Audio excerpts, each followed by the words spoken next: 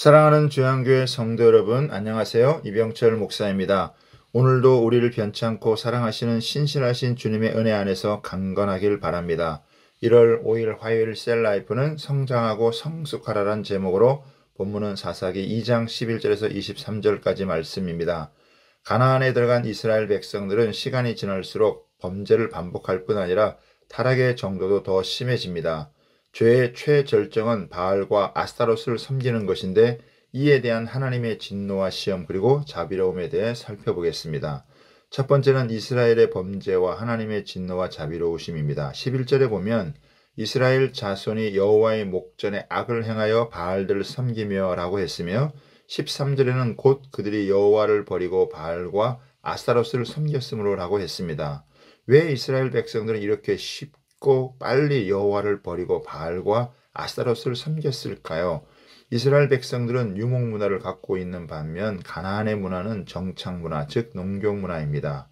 하나님은 이스라엘 백성들이 농사를 짓는 것이 생소할지 몰라도 가나안의 농경 문화가 총체적으로 문제가 있었기 때문에 새롭게 시도하고 도전하기를 원하셨습니다. 그러나 이스라엘 백성들은 기존 체제에 쉽게 적응해서 잘 살려는 생각이 만연했습니다. 하나님은 너무 빨리 잘 살려고 하지 말고 시행착오를 각오하고 도전하기를 원하셨지만 이스라엘 백성들은 자신들의 고유한 가치를 잃어버리고 가나안에 쉽게 동화되었습니다. 이스라엘 백성은 요단강이 갈라지고 여리고성이 무너졌으며 해가 멈추고 달이 멈추는 신앙의 역사적인 체험이 있었습니다. 이런 체험적 신앙을 바탕으로 새로운 삶의 역사를 만들어 가야 했습니다. 가나안 족속들은 여유롭게 살기는 했지만 의롭지는 못해서 공허함과 허무함이 있었습니다. 물질적인 풍요는 있었지만 정신적인 공허함으로 병들어 있었습니다. 그런데 이스라엘 백성들이 자기 정체성을 잃고 이런 가나안 문화에 동화되어 버렸습니다.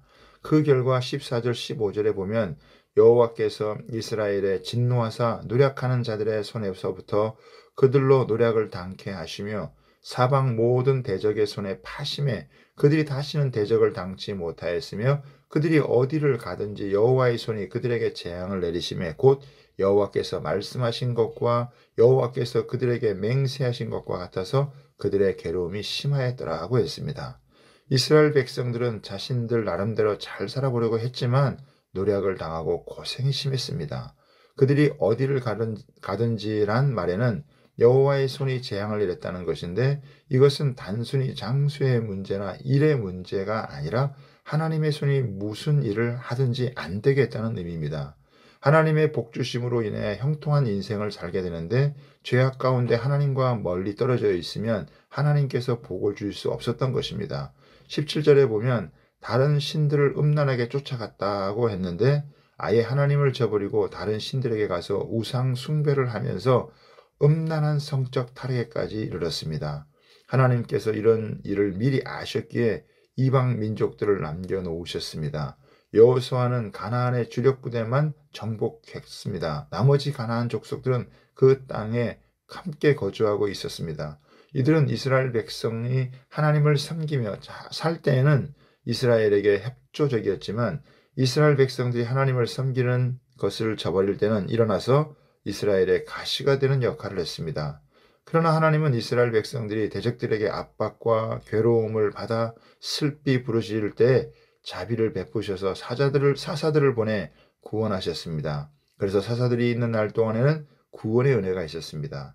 두 번째로는 이스라엘의 범죄와 하나님의 진노와 시험입니다. 19절에 보면 그 사사가 죽은 후에는 그들이 돌이켜 그들의 조상들보다 더욱 타락하여 다른 신들을 따라 섬기며 그들에게 절하고 그들의 행위와 패역한 길을 그치지 아니하였으므로라고 했는데 반복되는 실패를 극복하려면 원인 분석을 제대로 해야 합니다. 하나님 제일주의로 살아가는데 어려움을 겪는다면 그 어려움은 앞으로 살아가는 길에 엄청난 자산이 됩니다. 거듭되는 실패에도 불구하고 반드시 승리하게 됩니다. 오히려 어려움을 통해 성장하고 성숙하게 하십니다. 그러므로 끝까지 용기를 가져야 하고 최후 승리를 믿으며 인내해야 합니다. 그러나 여호와를 섬기는 일에서 벗어난 상황에서 계속되는 실패라면 철저하게 회개해야 합니다. 하나님 마음을 돌이키지 않고 삶이 축복받기를 기대하는 것은 어리석은 짓입니다. 하나님은 속지 않는 분이십니다. 우리가 지은 죄에 비해서 하나님께서 바라시는 징계가 지금은 적다는 것을 알아야 합니다. 하나님께서 기회를 주실 때에 돌이켜야 합니다.